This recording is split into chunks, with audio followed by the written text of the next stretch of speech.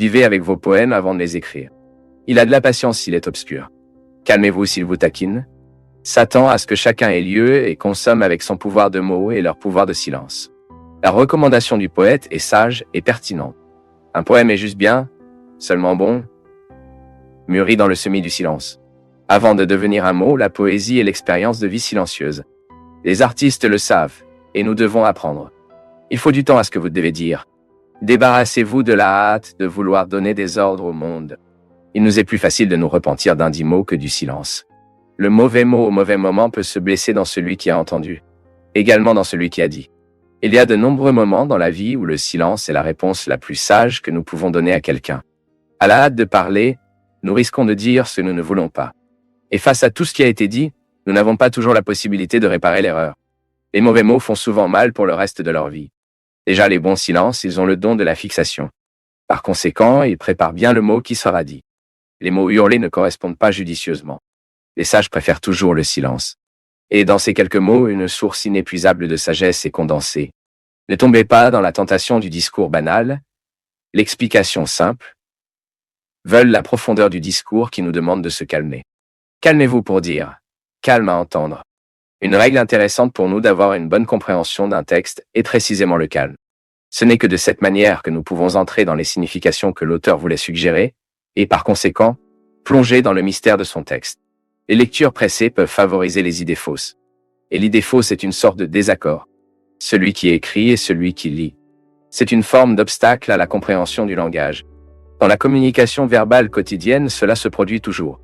Nous disons et ne sommes pas compris. Compte tenu de l'impasse, deux réalités sont possibles. Soit quelqu'un a dit pressé, soit quelqu'un a entendu sans attention. Lire et écouter nécessite un silence. Dites bien celle qui pensait avant ce qu'il dirait, et entend celle qui se tait d'écouter. La règle est simple mais exigeante. Donc aujourd'hui, en cette période de nombreux mots, nous voulons la beauté des quelques silences. Je sais que nous sommes souvent victimes des putains de mots. Ce n'est pas quelquefois où les putains de mots viennent à nos oreilles. Un mot peut être sacrément à cause du contenu qu'il a ou à cause de la forme. Aujourd'hui, je lisais un texte, par coïncidence, parlant de la musique des mots. Et l'écrivain disait que pour chaque mot, il y a une chanson différente que nous pouvons y mettre. Vous pouvez donc dire quelque chose de très difficile à quelqu'un, mais vous mettez une chanson qui fait bien dans l'oreille de ceux qui écoutent. Donc la personne écoute ce mot dur, mais avec une belle chanson. C'est peut-être ce que Jésus savait comment faire tout le temps. Jésus a dit des choses très difficiles, mais la musique des paroles de Jésus était extrêmement séduisante. Parce qu'il savait très bien.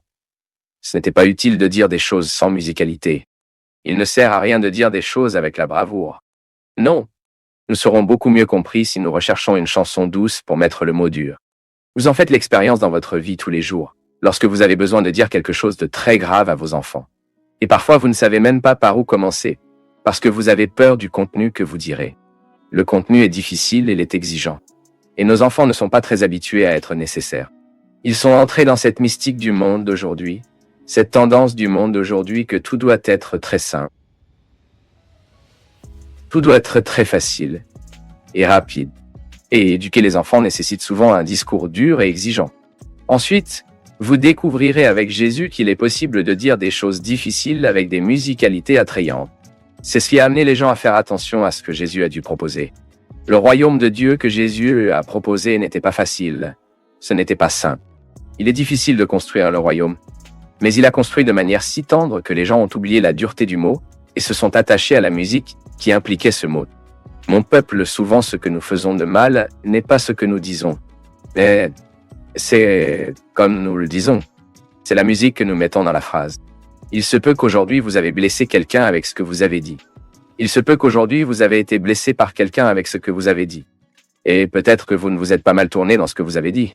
Vous aviez raison sur ce que vous avez dit. Vous aviez raison de réclamer ce que vous avez réclamé ou de dire cette vérité que vous avez dit. Mais vous n'avez peut-être pas choisi la meilleure façon de dire. Peut-être que vous vous êtes perdu à la hâte, à la colère. C'est étrange. Mais dans la vie, nous perdons la raison lorsque nous nous mettons en colère. Dans la vie, nous perdons la sensibilité lorsque nous nous agions en aggradation. Car la colère, elle a le pouvoir de nous éliminer la sagesse. Et quand nous sommes à court de sagesse, nous ne savons généralement pas comment mettre de la musique dans les mots. Nous aimons tous la musique. Nous aimons tous entendre ce qui est arrivé en une journée dans nos cœurs, nous a fait du bien. Pourquoi? Le mot est venu avec de la musique. Elle n'est pas venue seule. L'interprète a mis une si belle intention dans ce mot que vous croyez vraiment ce qu'il chantait. Une chanson bien interprétée, elle exprime tout le pouvoir de la vérité que le compositeur voulait donner. Mais celui qui interprète, le bon interprète, il rend la chanson encore plus vraie que lorsqu'il est né de la main du compositeur. Parce qu'il savait comment mettre l'intention de la voix. Quand j'ai enseigné au collège de théologie, là à la faculté de l'Union, j'ai toujours dit à mes étudiants qu'ils seraient des prêtres un jour. Faites attention à ne pas avoir un ton de voix, une façon de parler comme tout le monde. Cherchez la mélodie des mots. Recherchez votre façon de dire. Et que votre façon de dire des vérités évangéliques, que votre façon d'enseigner l'évangile, la parole de Jésus, les bonnes choses de la vie, est conforme à ce que vous croyez vraiment et identifié dans ce monde comme tendresse. Le mot peut être difficile, mais la musique qui entoure le mot n'a pas besoin d'être. Parce que vous aurez le pouvoir de convaincre beaucoup plus que si vous utilisiez le mot dur avec une couverture, une armure. Non, nous avons tous peur de l'armure, car elle nous rappelle la guerre. Et parfois, au lieu de mettre la mélodie, la musique, dans notre parole, nous mettons l'armure. Nous savons que dans la logique de nos amours, il est très facile à aimer lorsque nous avons raison d'aimer. Même parce que, parfois dans la vie, nous pensons que pour l'amour existant, il y a une raison. Et c'est généralement ainsi que cela fonctionne. Non seulement nous pensons que c'est ainsi que cela fonctionne. L'amour tourne beaucoup autour des raisons. Maintenant, la surprenante est lorsque vous constatez qu'en l'intérieur de vous, il y a une capacité d'aimer qui est indépendante des raisons. Disons que dans 90% de votre amour, vous aimez les raisons. C'est très simple. L'autre fait quelque chose qui mérite sa prédilection. L'autre représente quelque chose qui mérite la prédilection. L'autre a fait quelque chose dans la vie qui a ouvert les yeux pour que vous percevez, et soudain, votre amour se dirigeait naturellement vers celui qui l'a réveillé en vous. Mais tu ne peux pas nier ça même lorsque vous avez des raisons d'aimer quelqu'un. L'amour de temps en temps vous tombe sans raison. Et vous découvrez une source de gratification. L'autre n'a rien fait pour vous. L'autre ne vous a rien dit. Mais votre regard a frappé. Et vous avez pu l'aimer même sans raison. Si j'aime naturellement ceux qui me donnent des raisons d'aimer, et si une grande partie de mon amour, si les 90% de ma capacité d'amour sont déplacés, ils sont envers ceux qui me donnent des raisons.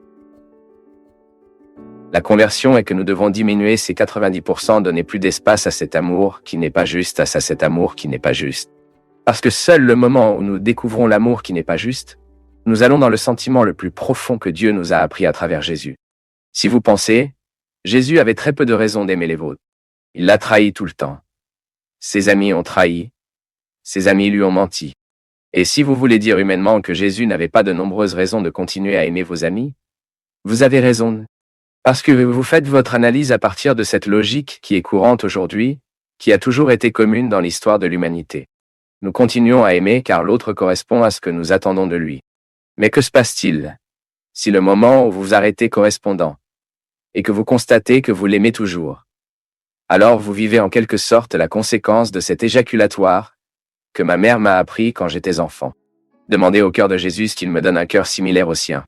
Combien de fois ai-je, en tant qu'enfant, prié sans comprendre? Rendez mon cœur similaire au vôtre. Avoir un cœur similaire au cœur de Jésus signifie que vous entrez dans ce pourcentage moins d'aimer sans raison et dilaté.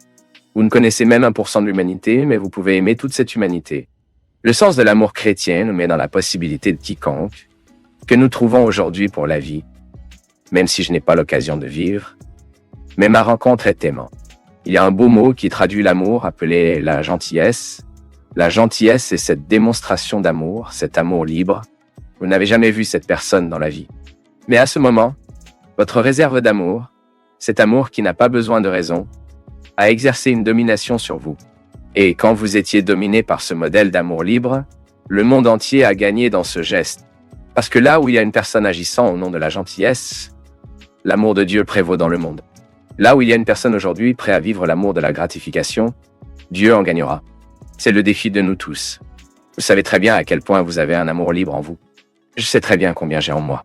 C'est ce dont nous parlons, mon peuple. Nous constatons que lorsque l'autre est désagréable pour moi, je dois se déplier vers lui. Ce n'est pas pour le plaisir de vanité, tu es mieux que lui. Non, non. C'est à la haine du monde de diminuer de notre capacité à aimer. Parfois, nous avons tellement de gens qui ne nous aiment pas. Tant de gens qui parlent mal de nous, qui nous traitent mal. Nous n'avons pas à donner le même résultat. Non. Nous ne négocierons pas avec la même médaille, car nous aggravons donc le monde qu'il ne l'est déjà. Je ne veux pas d'un monde pire, tu veux? Je suis sûr que ce n'est pas le cas. Alors faites une différence dans ces petites mesures et nous grandissons en tant que personnes, nous approchons de Jésus. Nous parlons tellement que nous voulons être similaires à Jésus, mais Jésus avait une énorme facilité d'aimer ceux qui le détestaient. Ceux qui le détestaient, il aimait quand même. Approcher ceux qui nous traitent mal et offrir un geste de gentillesse est une belle façon de montrer que nous ne sommes pas en guerre. Parce que parfois notre silence peut dire que nous sommes en guerre aussi, non? Approchez-vous. Traitez bien. Parlez ce qui arrive, même s'ils ne vous aiment pas. Le problème est le sien, celui qui n'aime pas ça. Faites-vous vos efforts pour travailler votre humanité, pourquoi? Parce que vous ne voulez pas rejoindre le cordon de la haine dans le monde d'aujourd'hui. Je pense que c'est beau, mon peuple. La capacité que Jésus doit regarder le misérable et penser que cette religion a commencé comme ça. Pour penser que tout cela est motivé par cette mystique. L'absurdité d'un Dieu qui préfère les pauvres. L'absurdité d'un Dieu qui préfère les faibles.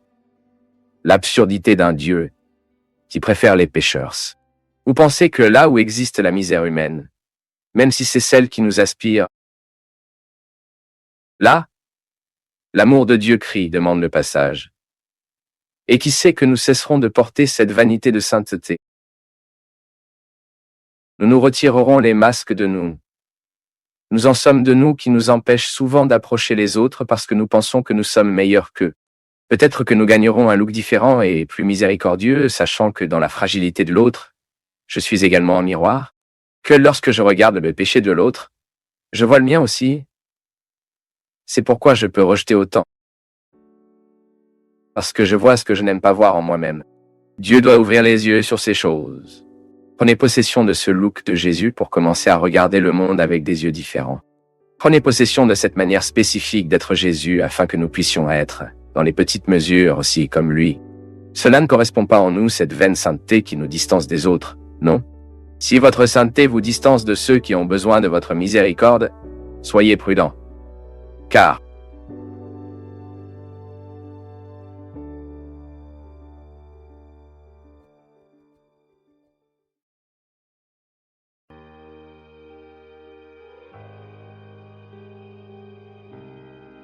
d'abord, les gars, nous devons être conscients que chaque personne que Dieu travaille d'une manière même. Il y a des œuvres que l'artiste se termine rapidement, et il y a des œuvres que l'artiste prend un peu plus. La réalisation d'un travail se fait tout le temps des ébauches. Vous vous inquiétez souvent de votre texte final. Plusieurs fois, nous évaluons le texte final de la vie de l'autre. C'est ce que nous pouvons voir en conséquence. Calme! Beaucoup plus intéressant que le texte final et le projet, c'est la façon dont l'auteur est arrivé à ce résultat. Lorsque vous voyez un travail prêt,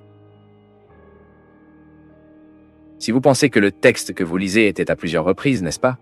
Écrivez-vous. Combien de fois gribouillez-vous votre texte? Combien de fois faites-vous des observations dans votre texte? Changez-vous un mot. Et dans chaque modification, je peux vous dire pour ce que j'écris. Dans chaque modification que vous apportez, un nouveau texte est conçu.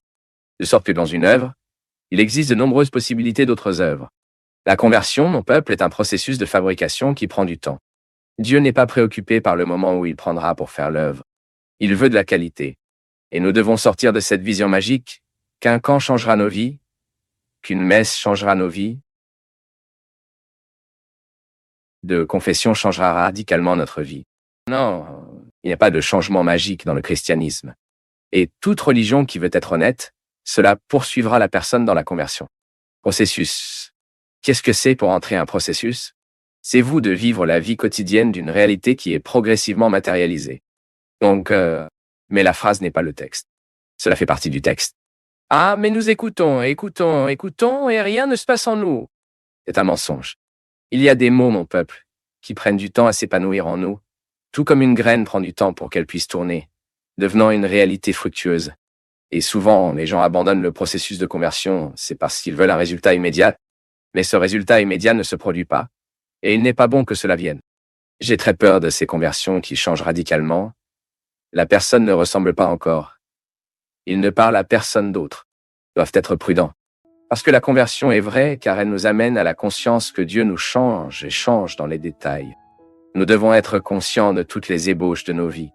Parce que souvent le sort de notre vie dépend de ce projet. Le sort du texte dépend de ce projet. Et la conversion est que vous voyez une nouvelle vie tout le temps. Vous n'êtes peut-être pas encore prêt pour le texte définitif. Il se peut que beaucoup de choses devront encore se produire. Aucun problème avec cela. Nous avons juste besoin d'avoir une patience historique avec notre processus de conversion et avec le processus de qui est de notre côté. Il ne sert donc à rien que vous pensez que votre enfant quittera des médicaments simplement parce que vous avez hospitalisé pour une clinique de toxicomanie. Le souligner n'est que le début d'un processus qui prendra du temps. Il ne sert à rien de retirer le médicament de la poche de votre enfant. Vous devez en sortir. Enlever votre poche est très facile. Retirer les médicaments des poches et le jeter à la poubelle est très facile. Maintenant, supprimez-le de la dépendance au travail. Mais nous supprimons seulement la dépendance, cette réalité vicieuse, quel que soit le moment où nous exerçons dans le processus de discipline quotidienne. Et la conversion de Geisa, c'est tout le temps de prendre possession de la discipline à vivre. Christian n'est pas né de la césarienne, j'ai dit qu'ici, j'ai joué. Pourquoi? Comparé à la livraison, la césarienne est un médecin qui coupe le ventre et retire l'enfant. L'enfant n'a pas de travail pour naître. Maintenant, en accouchement normal, il souffre pour la mère. Il souffre pour le médecin. Il souffre pour l'enfant. Pour cette nouvelle vie pascale, le chrétien n'est pas né de la césarienne, non. Notre accouchement est toujours douloureux, notre naissance est toujours procédurale. Elle le fera lentement. Mais quand nous sommes nés, la mère obtient beaucoup plus de santé que lorsqu'elle fait la césarienne. Ce n'est pas comme ça. Je ne sais pas que cela a déjà accouché. L'accouchement normal est beaucoup plus sain dans la vie d'une femme. Claire! Pour nous aussi, le processus est comme ça. Plusieurs fois, nous insistons sur notre conversion par césarienne. Couper le ventre, l'arme. Non, ce n'est pas comme ça. C'est le processus qui fait une différence. Et tout le temps que nous sommes en cours. Ces troubles sont votre processus d'adéquation. Qu'en êtes-vous en désordre? Lorsque vous êtes inapproprié. Je ne veux plus vivre comme ça, mais je ne sais pas non plus vivre d'une nouvelle manière, donc je suis inapproprié. Ensuite, vous cherchez un équilibre. C'est comme... Je me souviens, quand je me suis converti, je me souviens que j'étais une personne absolument ennuyeuse et désagréable. Pourquoi? J'avais perdu ma miséricorde, j'avais perdu mon humanité. Et Léo lui-même m'a parlé comme ça. Mon fils, la religion vous fait mal. Méfiez-vous, vous êtes moins ami avec vos amis à cause de Dieu. Vous êtes moins patient avec des pécheurs. Ça ne peut pas être ainsi. Si vous voulez être un très bon prêtre, vous devrez être patient avec vos limites. Comme je ne suis pas patient, je n'étais pas impatient avec mes limites à ce moment-là. Je pensais toute ma projection aux autres, donc je n'avais aucune patience avec les autres parce que j'ai vu chez les autres ce que je n'aimais pas avoir en moi. Alors quand je suppose mes limites et que je prends Hitler, je commence à m'adapter. Je commence à vivre ce processus de surmonter les insuffisances. Et la conversion est cela.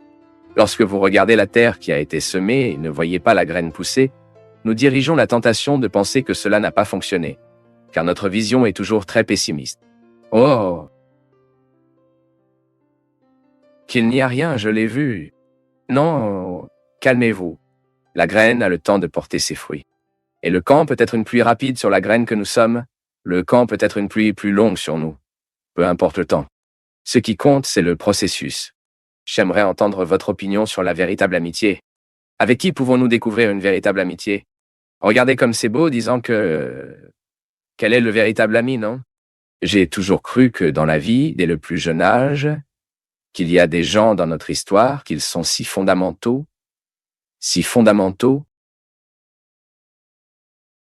que nous ne pouvons plus dire le nom sans nous souvenir de son nom. Lorsque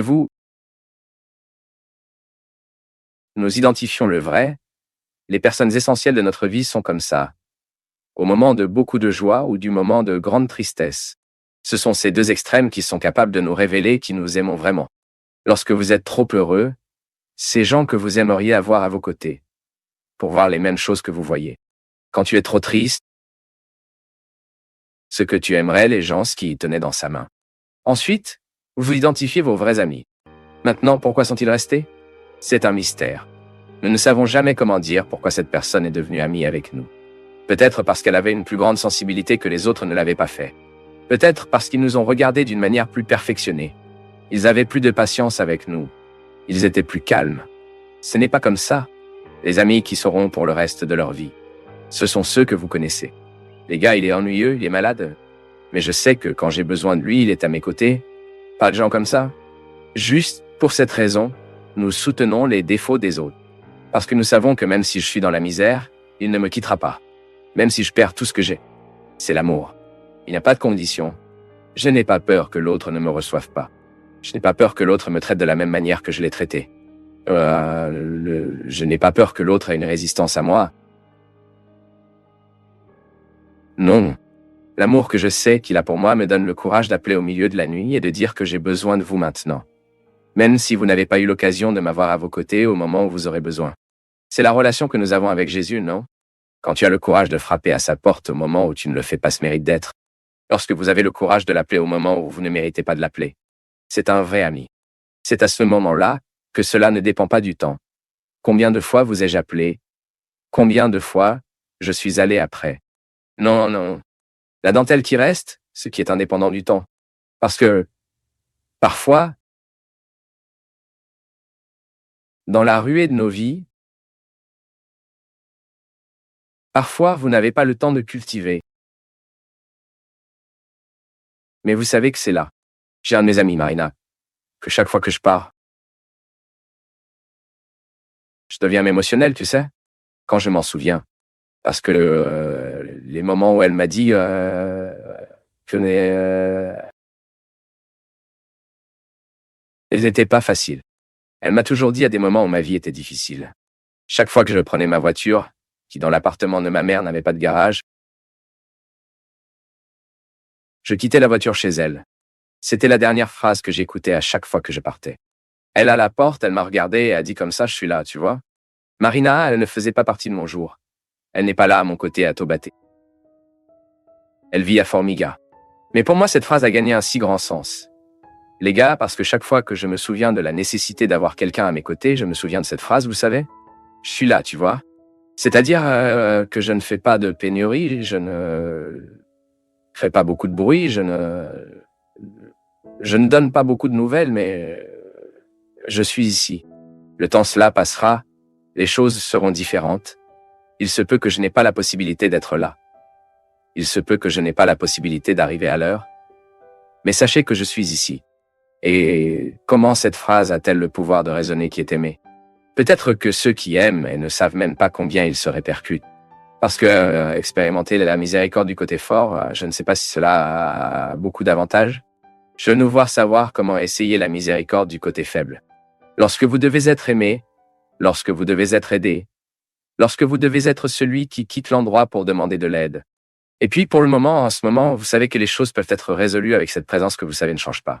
C'est là. Quelqu'un qui l'assure d'être là. Je suis là. Je voudrais terminer d'une manière différente, Tissé, non? Je n'ai jamais eu l'occasion.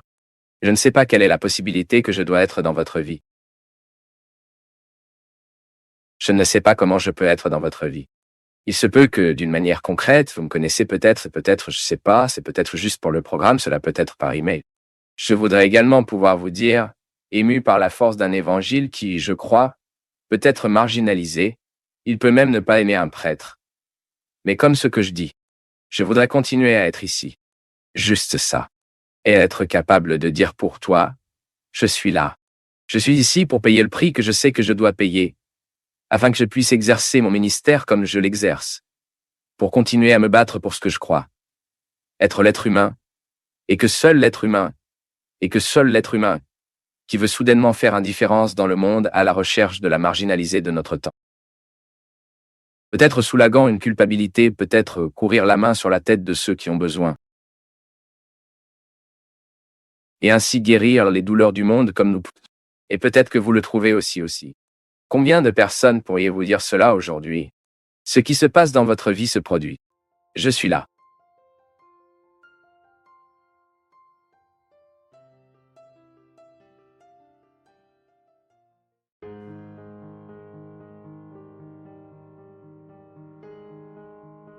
Notre vie est toujours cette équation de ce que nous sommes avec ce que nous aimerions être.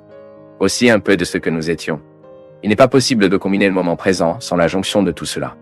Et la combinaison du futur, cette fois que nous ne savons même pas si nous le voulons, dépend de l'articulation sage du passé que nous avons eue avec le cadeau que nous avons aujourd'hui.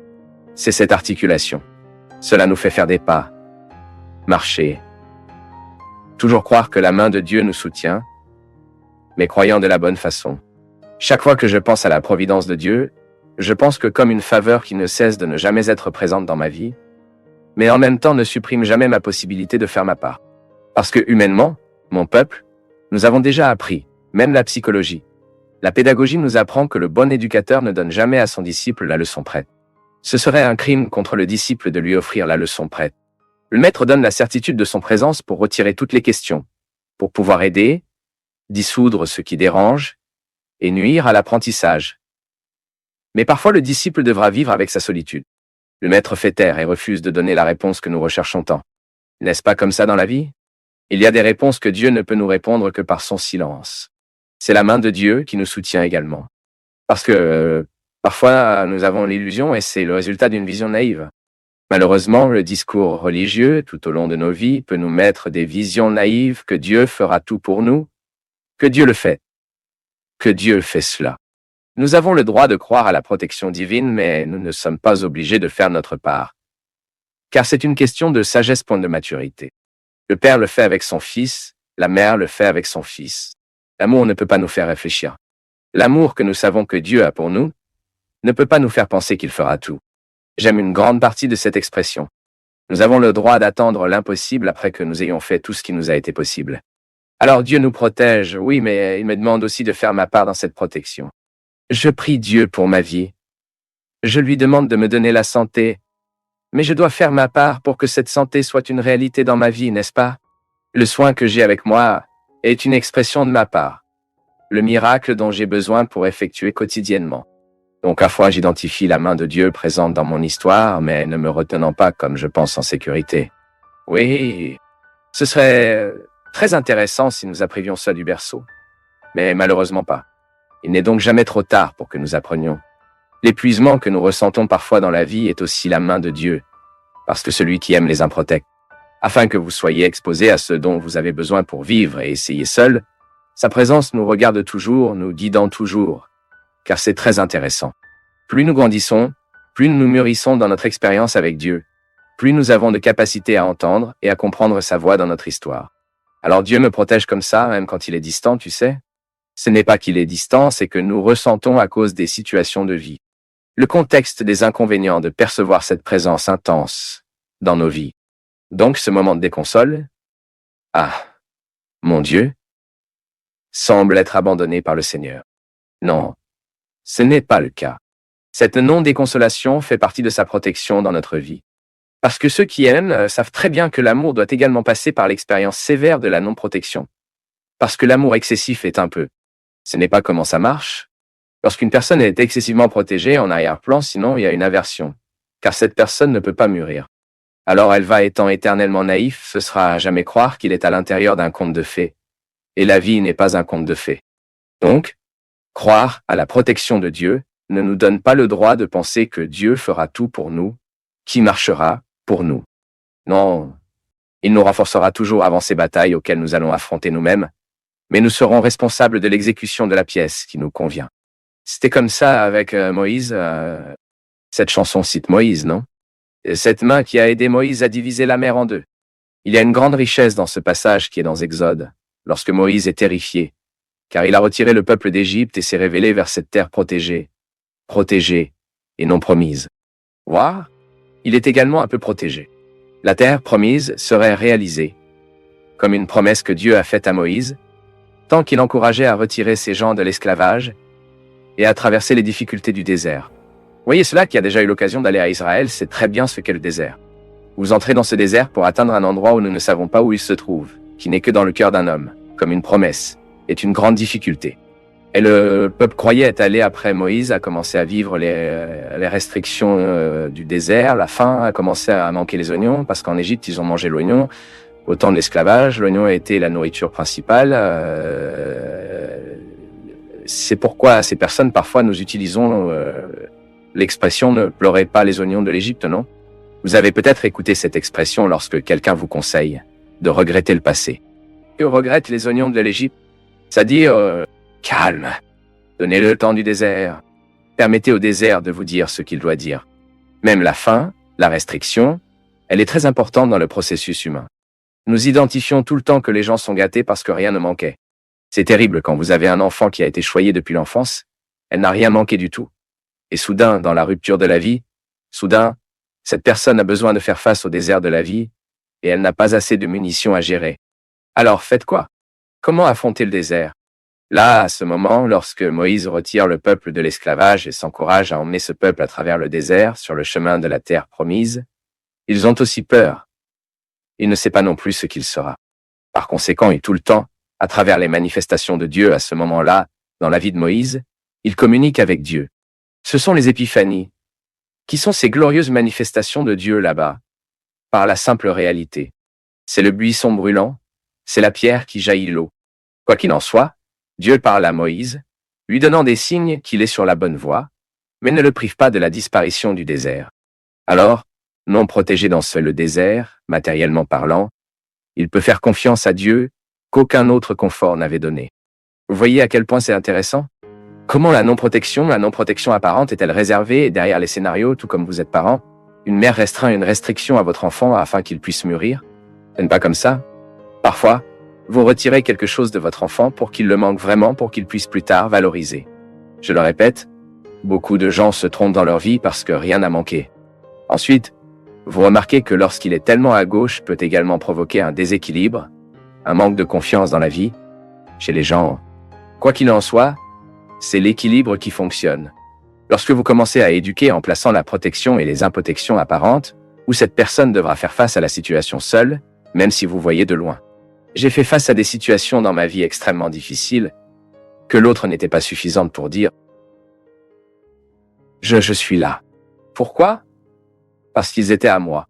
Cela vous aide même à regarder de côté, à savoir qu'il y a un ami avec vous, qu'il y a une mère, qu'il y a un père, un frère. Mais dans de nombreux instants de notre vie, ce calvaire doit être vécu en solitude. C'est alors que j'ai besoin de vivre ce sentiment d'être non protégé, tout comme Moïse vivait en marchant sur l'inconfort du désert. En faisant face à ces inconforts, il a compris ce qu'est la condition humaine. Donc je fais aussi avec cette expérience. Je ne veux pas passer ma vie dans des nuages blancs, je ne veux pas vraiment. Moïse, vivant à l'inconfort du désert, avait besoin de convaincre ceux à côté de lui que cet inconfort en valait la peine. Ah, mais certains voulaient retourner à l'esclavage. Regardez comment la faiblesse humaine est très présente dans notre vie en ce moment d'inconfort. Combien de personnes, il y a des gens qui ont besoin de rompre avec des rencontres qui sont terribles, désastreuses. Cette personne ne fait que vous blesser, vous le savez, mais vous avez un lien avec eux, vous avez un besoin affectif, vous ne pouvez pas rompre cette relation. Alors, vous vous encouragez soudainement, vous êtes tout clair devant vous, cette personne ne me fait pas du bien. Ensuite, vous vous encouragez, il est motivé par les gens à côté de vous à casser. C'est terrible le jour où vous vous brisez. La souffrance est cruelle en vous. Il semble que vous ne récupérerez plus jamais, que vous ne pensez qu'à cette personne. Pourquoi? Parce que bien que cela vous rend si mauvais, vous avez un lien malade avec elle de dépendance affective. Tu sais qu'elle te fait mal, mais tu ne le fais pas assez vivre sans elle. Ensuite, vous commencez à prendre des mesures. La première semaine est horrible. Vous souffrez, vous pleurez. Vous ne pouvez pas entendre la musique. Vous ne pouvez pas sentir. Vous ne pouvez pas voir ce petit morceau de je ne sais pas ce qu'il a oublié chez vous. Que tout ce qui est terrible. Mais soudain, vous commencez à faire des marches de libération. C'est comme si vous marchiez vers une terre qui ne fera que vous faire du bien. Et 1 mois plus tard, cette souffrance était meilleure. 2 mois plus tard, cette meilleure souffrance. Et soudain, vous ne vous souvenez plus, bien sûr. Il y a encore un lien silencieux, sans armes. Parce que la dépendance affective, elle ne mourra pas de nuit à la nuit. Nous en avons besoin, c'est comme si vous étouffiez une cellule cancéreuse avec le processus de chimiothérapie, vous savez, que vous retirez la vie de la cellule cancéreuse, qui est la cellule qui nous tue. Disons ensuite 3 mois plus tard, où vous revenez à nouveau avec cette personne et que vous avez cette célèbre rechute.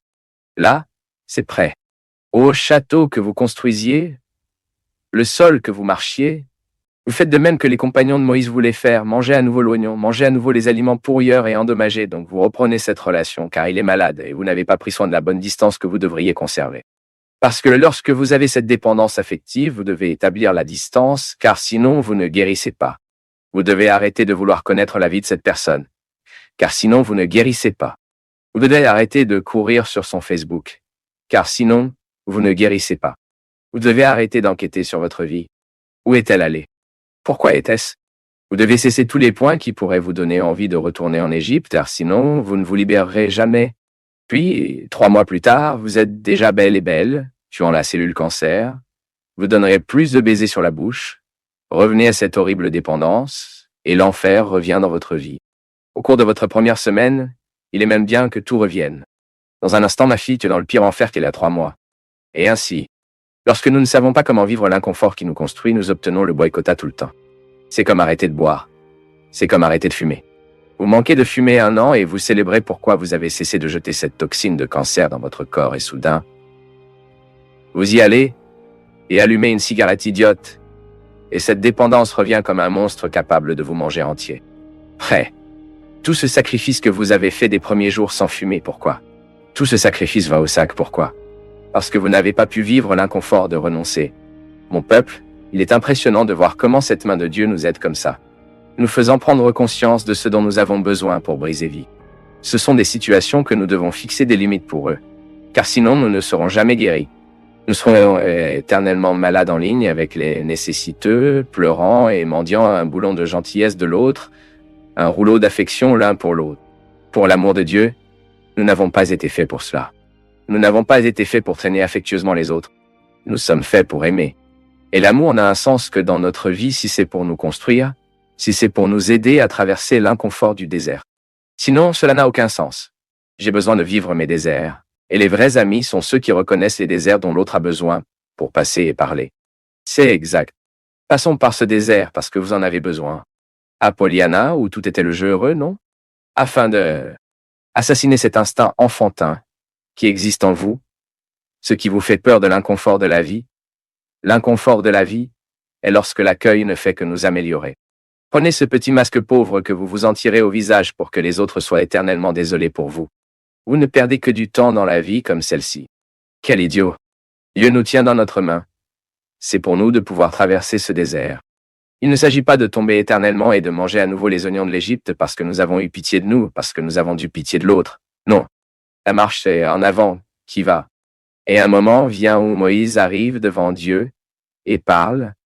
Maintenant, vous résolvez cette situation parce que je ne sais plus quoi faire. Ils ont déjà construit un réservoir d'or à mi-chemin. Ils ont déjà été confus, ils adorent déjà même d'autres situations, donc ne se souvenant même pas que le Seigneur existe.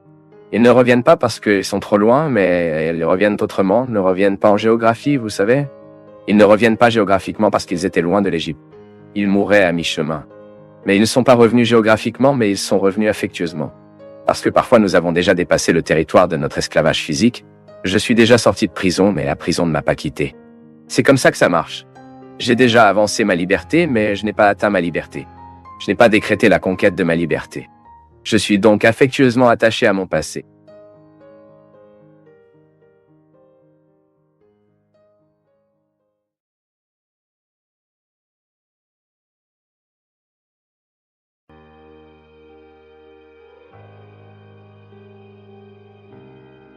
Le réveillon du Nouvel An est une période d'équilibre. Le commerce fait son équilibre pour voir s'il a fait un profit, s'il a été blessé.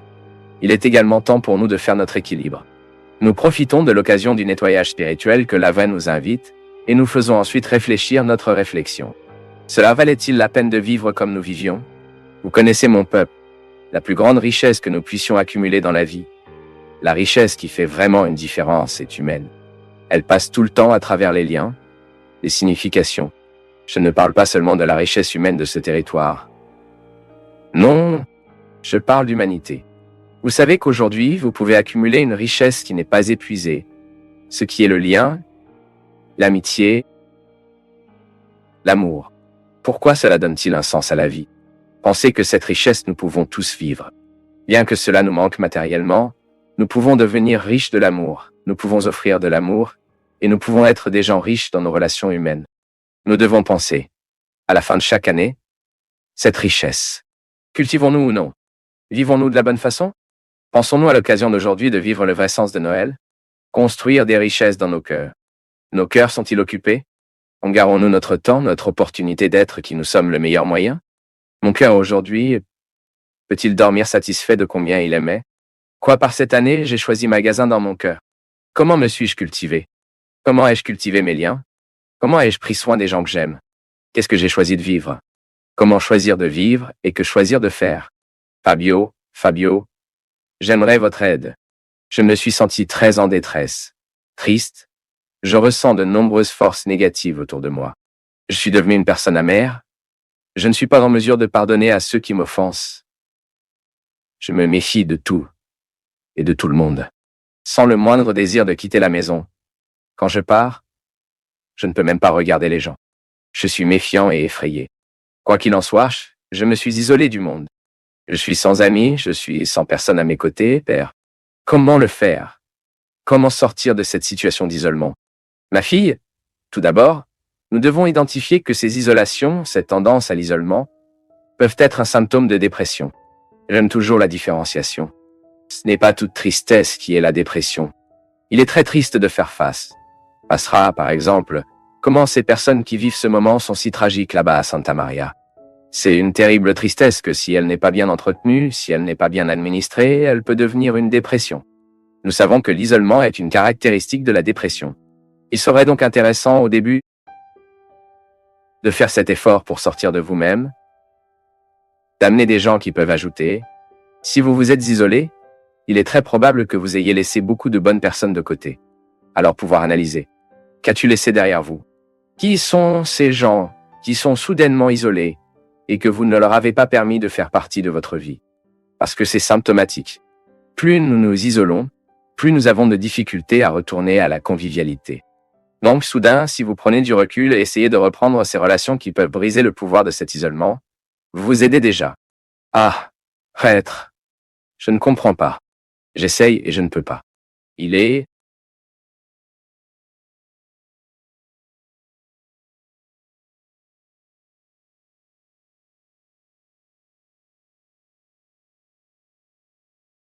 Même nous vivons même un certain apprentissage que seule la perte de quelqu'un de très essentiel dans nos vies nous enseigne. L'une est ce que le poète Miyakuto, l'écrivain mozambicain, parle si intéressant. Les morts bien-aimés, ils n'arrêtent jamais de mourir. Chaque jour, vous devez vivre avec cette mort. Moi? Et ainsi. Je dois comprendre que pour que je parvienne au contexte de cette libération, pour pouvoir organiser ce chagrin, je devrais tuer mes fantômes quotidiennement. Je devrais gérer à nouveau la nouvelle. Il est mort. N'existe plus.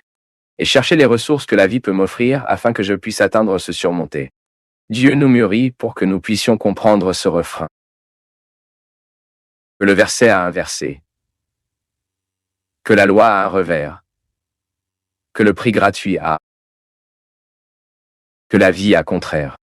Mais même dans ces contraires, nous pouvons être très harmonieux. Et que la grandeur d'une âme dépend précisément de la capacité que l'âme doit réconcilier les opposés en lui-même. Donc la liberté intérieure m'aide à faire cela, m'aide à dire au revoir, m'aide à perdre. Combien de choses ai-je perdu dans ma vie? Combien de personnes ai-je perdu dans ma vie? Il y a des gens qui sont jaloux de la voiture et se mettent très en colère, perdent tout leur équilibre quand vous savez que quelqu'un a utilisé sa voiture ou quand il y avait une égratignure là-bas. Il perd sa paix et il ne dort pas. Nous nous accrochons à des situations auxquelles nous nous accrochons aux gens, nous nous accrochons au statut, nous nous accrochons à l'image que nous avons.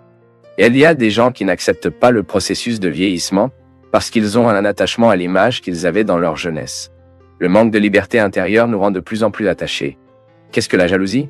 C'est un attachement désordonné à une personne, à une situation, à un objet. Cet heureux pour toujours, il existe, puisque vous comprenez cette heureuse pour toujours comme une lutte quotidienne, afin que le contentement d'être les uns avec les autres soit né du combat. L'engagement de faire fonctionner cette relation. Nous n'avons pas le droit de prendre des contes de fées et de les amener à nos vies comme si nous avions l'obligation de jouer les mêmes rôles que ceux qui sont écrits dans la littérature. Non. La parole de saint Paul en Galates nous parle brillamment, d'une manière sans voix. C'est vraiment libre que le Christ nous libère.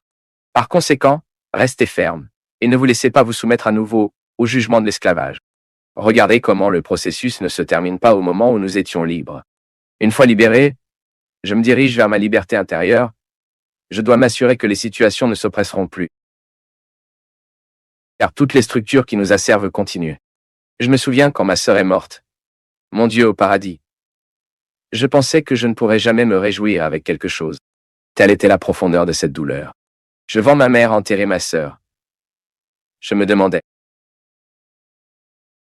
pense que ma mère ne pourra jamais sourire pour se réjouir dans une situation. Mais elle, impliquée dans la grâce de Dieu, se rétablit lentement. Et vous qui vous savez que Donna Anna sait comment cette femme ne sauve pas sur les joies. Non. Sans objectif, un être humain ne va pas loin. Mais l'objectif est toujours un facteur qui est attaché à un idéal, alors je veux cela pour moi. Mais ce que je reconnais aujourd'hui ne me donne pas les conditions de vivre cet objectif.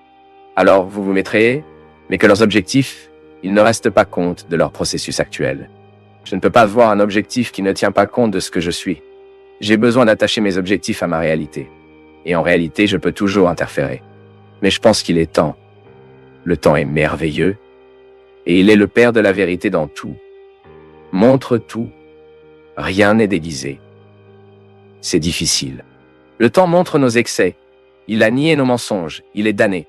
Vous qui nous accompagnez à la maison, peut-être vous identifiez un peu à cette conversation, parce que vous aussi, dans les cas de votre vie, vous sentez également souvent prisonnier de vos petits sentiments. Ce qui est le plus primitif en vous. Cette opportunité que nous avons ici pour nous rappeler que le christianisme est l'invitation quotidienne à accéder à ces dimensions primitives, et c'est pourquoi mon peuple, que j'aime souligner chaque fois que le contexte de la religion est le contexte de la maturité humaine. Nous ne pouvons pas plier nos genoux sur le sol pour prier Dieu en oubliant nos causes. Nous n'avons pas le droit de vivre une mystique qui nous aliène, nous empêche ou nous prive de penser aux problèmes humains. Nous n'avons pas le droit de vivre une relation avec Dieu qui ne nous met pas dans l'obligation quotidienne de regarder ce nous vivre.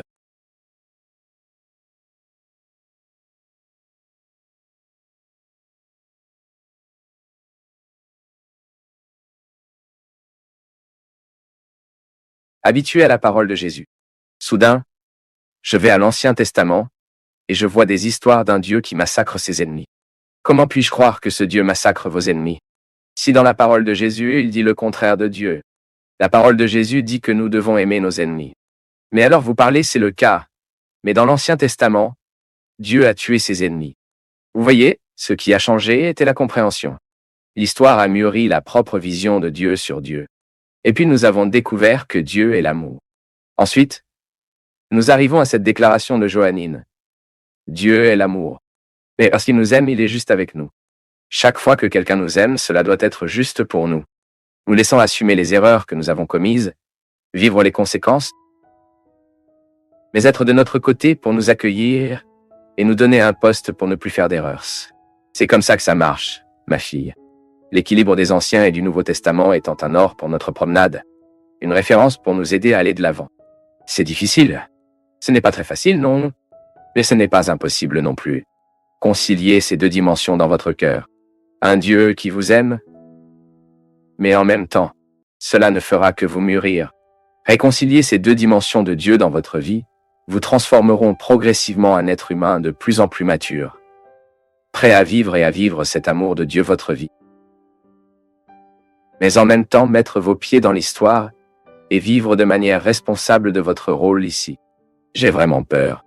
J'ai très peur de la façon dont les familles sont gérées ces jours-ci.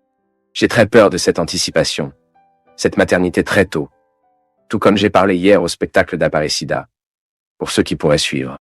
J'ai très peur de cette maternité qui revient à être une fonction biologique. Autrement dit, il a accouché, a mis l'enfant dans le monde, mais aucun lien ne se développe. Un lien de responsabilité n'est pas établi que la maternité doit avoir. Ma fille, la première chose, vous devez vous débarrasser de ce poids. L'amour n'est pas une obligation. L'amour, il est né d'un processus naturel de la vie. Il ne sert à rien de vous dire comme ça. Regardez, vous devez m'aimer. Et je sais que parfois le lien biologique, il s'impose à nous comme une obligation. Et il est naturel que nous vivions le poids de cette imposition, car cela fait partie d'une culture. Mon frère est là à mes côtés, et j'ai besoin de l'aimer. Mais nous devons comprendre souvent cet amour. Cela passe également par le contexte de notre raison. Vous pouvez avoir du mal à aimer le sentiment. Comment puis-je aimer l'autre de la raison? Quand je découvre que je n'ai aucun sentiment qui m'approche, mais en même temps, je suis rationnel que j'ai besoin de le respecter. En même temps, je rationnel que je dois avoir au moins un lien respectueux pour lui. Maintenant, l'obligation ne peut pas être le poids. Parce que si vous considérez le lien comme un poids, plus vous essayez d'aimer, plus vous rejetterez. Parce que malheureusement, vous êtes le résultat d'une histoire que vous n'avez pas choisie. Mais maintenant, vous devez résoudre cette impasse dans votre cœur Vous devez maintenant enregistrer ces gens dans votre vie. Donc en réalisant ces gens dans votre vie, vous pourrez être honnête avec vous-même. Et même dire à ces gens, regardez, vous êtes mon père. Mais je ne t'interprétais pas comme mon père. Je suis désolé. Parfois, mon peuple, lorsque nous verbalisons cette situation, nous commençons à fixer en nous le sentiment qui a été gâté. Et nous commençons à vivre cette dimension rationnelle de l'amour. Parce que nous mettons même l'autre au bon endroit, n'est-ce pas? Le plus douloureux parfois, l'autre doit l'entendre de nous. Regardez, nous avons une obligation biologique. Mais si nous ne faisons pas cette obligation d'avoir une couleur supplémentaire, c'est-à-dire que si nous n'allons pas à la construction d'une obligation plus élevée que cette obligation, nous risquerons le risque d'être une vie les uns à côté des autres, vivant une obligation qui ne se rend pas compte, qui ne se rend pas compte, qui ne se développe pas, et qu'au fil du temps, peut devenir ce respect. C'est pourquoi je dis qu'il est important que nous ayons le courage de reconnaître. Très difficile. Je me souviens que j'ai vécu longtemps qu'un grand conflit ne pouvait pas reconnaître le mal que la formation de ma mère m'a souvent causé. Cela peut sembler agressif, ce n'est pas vrai. Nous disons que dans la formation que notre mère nous a donnée, il y a de sérieux défauts. Parce que la mère est sacrée, nous considérons une réalité sacrée. Et parce qu'il est sacré, nous n'avons pas le courage de reconnaître ce qui est fragile. Seulement, ce n'est pas une vérité. Est-ce sacré? Mais nous avons le droit de reconnaître.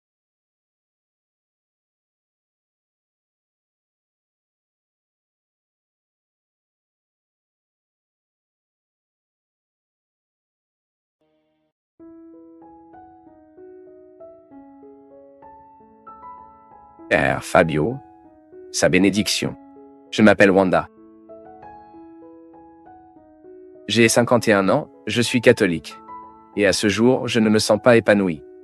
Pas même professionnellement. Je voudrais savoir si ce que nous souffrons aujourd'hui peut avoir une influence de nos ancêtres. Résumer la question, l'échec peut-il être influencé par les ancêtres? Ma fille, chaque influence est toujours autorisée. Bien sûr, il y a des choses qui nous conditionnent. Comme nous sommes éduqués, nous recevons les marques du père, de la mère, des gens qui ont eu le plus d'influence sur nous. C'est un ancêtre qui n'est pas seulement familier, mais c'est aussi la structure dans laquelle vous avez été créé. Cela peut-il nous influencer? Bien sûr, vous pouvez. Aucun être humain n'est par hasardard. Nous sommes progressivement les fruits de ce bâtiment. Nous sommes les fruits de cela comme s'il s'agissait d'un puzzle qui était assemblé. Maintenant, comment pouvons-nous corriger ces influences en nous?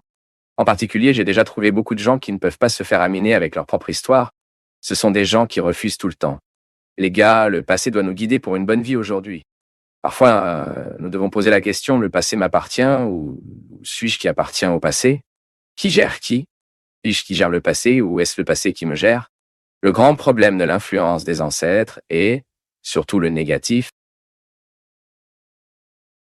parce que nous ne nous souvenons que le négatif, vous pouvez à peine voir une personne célébrant les ancêtres avec joie.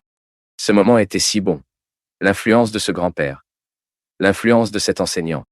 Habituellement, nous nous souvenons des influences qui étaient mauvaises, car le mauvais est ce qui est hors de propos.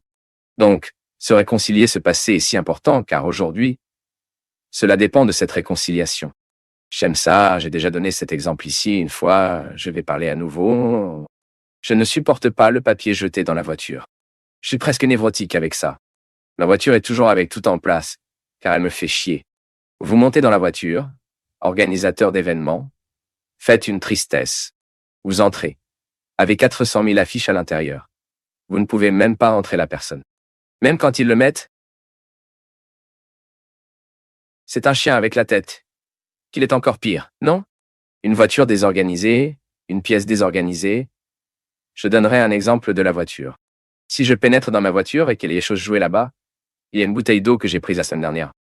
L'animal est jeté là-bas dans le coin, n'avait pas une bonne âme à emporter et à jeter. Ensuite, il y a des gencives que vous avez sucées, mâchées 300 fois, 400 fois, vous le collez. Il y a des gens qui font ça, demain je le continue. Prenez, gardez, demain vous continuez. Il a inversement dû il y a 4 mois, il est toujours à l'intérieur. Vous avez payé ce jour-là que vous avez payé. Vous n'êtes pas sorti de la voiture. Cela commence à se rappeler, tout dans votre stupide voiture. Il fait une partie d'un temps qui n'est pas aujourd'hui. Mon peuple, il nous est impossible de nous sentir bien dans un environnement marqué par la négligence, par des situations qui auraient déjà dû être prises en charge.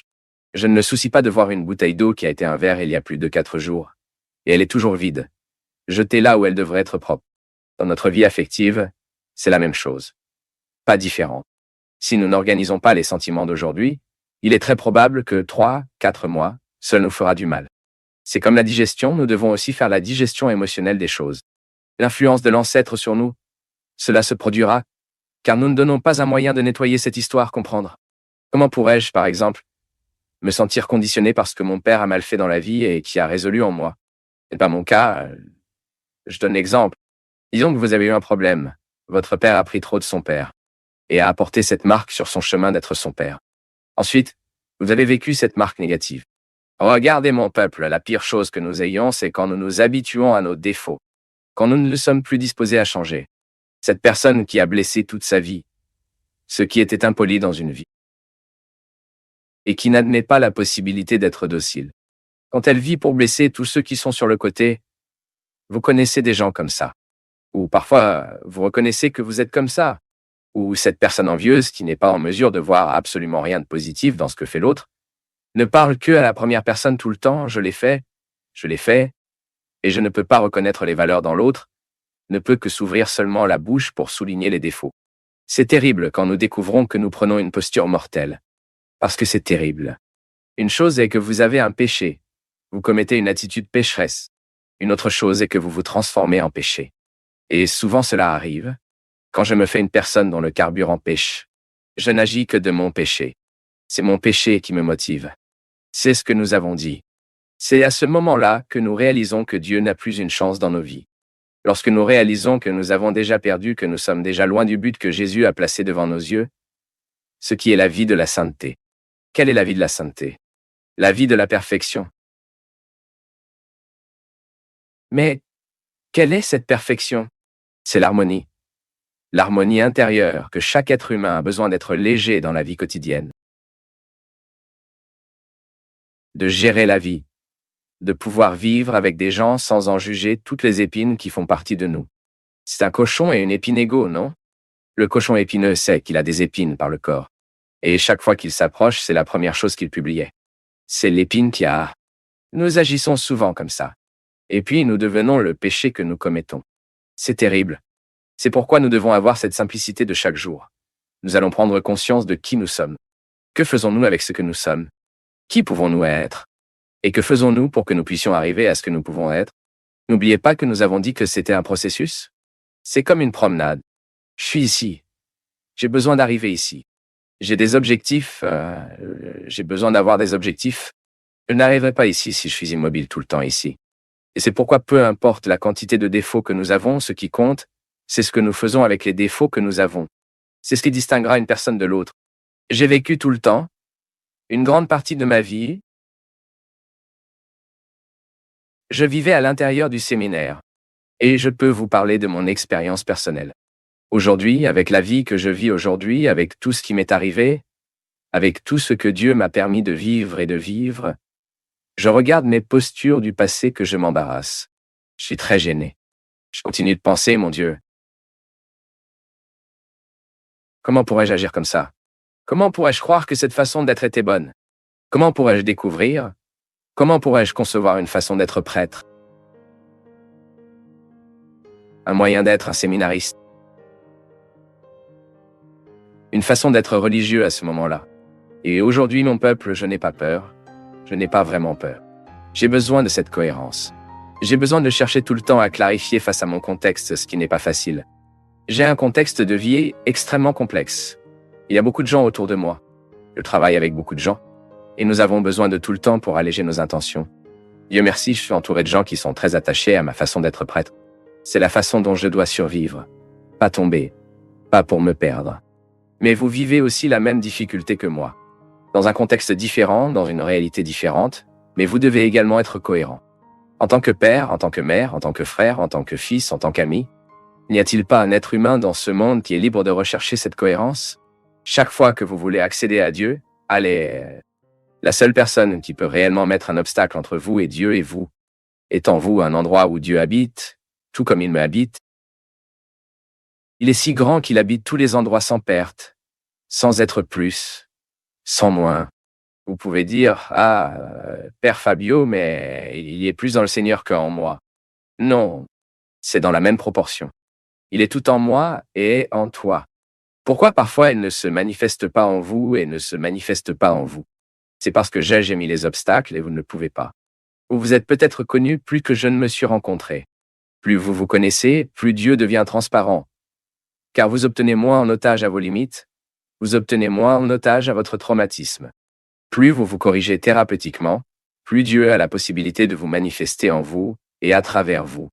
Et parfois, je ne vis pas ce processus, vous vivez, même si c'est un léopard 2. Ah, le pasteur parle. Le leader, et cela libère tout leadership religieux qui veut mettre un obstacle entre vous et Dieu, ne le croyez pas. La seule personne capable de mettre un obstacle entre vous et Dieu est vous. Je veux vous demander qu'aujourd'hui vous sentez que votre corps est un endroit où habilitera. Même si vous avez tellement souffert, même si vous avez déjà causé tant de mal dans le monde, vous restez le territoire de la gentillesse, de la maison de la gentillesse. Permettez à la gentillesse de visiter le monde à travers votre corps. Demain, lorsque vous travaillez, lorsque vous rencontrez des gens, permettez aux gens de trouver la bonté à travers vous. Vous.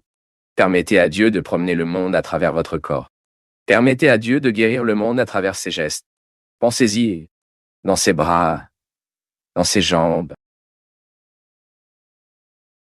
dans cette bouche, dans ses yeux, dans cette tête. Dieu vit. C'est beau, mon peuple. Nous le vivons. Nous sommes un instrument de paix. Nous sommes l'instrument de l'amour. Nous sommes l'instrument de la vérité. Nous faisons, monsieur, mais nous le sommes déjà.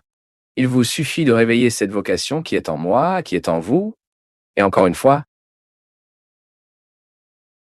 chaque fois que vous êtes visité par le pessimisme, n'oubliez pas que ce jour-là, ce soir, Dieu n'a pas choisi de sortir de nous. Le choix de Dieu est toujours de rester en nous afin de rester en nous. Il peut se promener dans le monde avec nos caractéristiques. Dieu a une façon très particulière d'être dans le monde à travers ses caractéristiques. Dieu visite le monde à travers son idiosyncrasie. Dieu visite le monde du sien. Il y a donc des détails sur lui que je ne peux pas montrer au monde. Seulement vous pouvez. Ne vous méprisez pas. Souvenez-vous toujours de cela. Il y a un visage de Dieu que seul je peux montrer au monde. Il y a un visage de Dieu que vous seul pouvez révéler. Ne manquez pas cette occasion. Que le Dieu Tout-Puissant se déverse sur nos cœurs, nos vies, sa bénédiction. Celui qui est Père, Fils et Saint-Esprit. Merci pour l'entreprise, merci pour l'affection et jusqu'à une prochaine opportunité.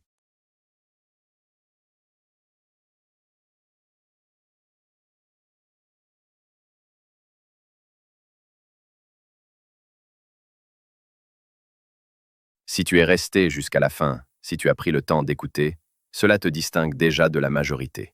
Like, commente d'où tu nous regardes et jette un œil au lien dans la description. Tu trouveras sûrement d'autres contenus qui poursuivent cette conversation avec toi. Merci, une grande accolade et à la prochaine.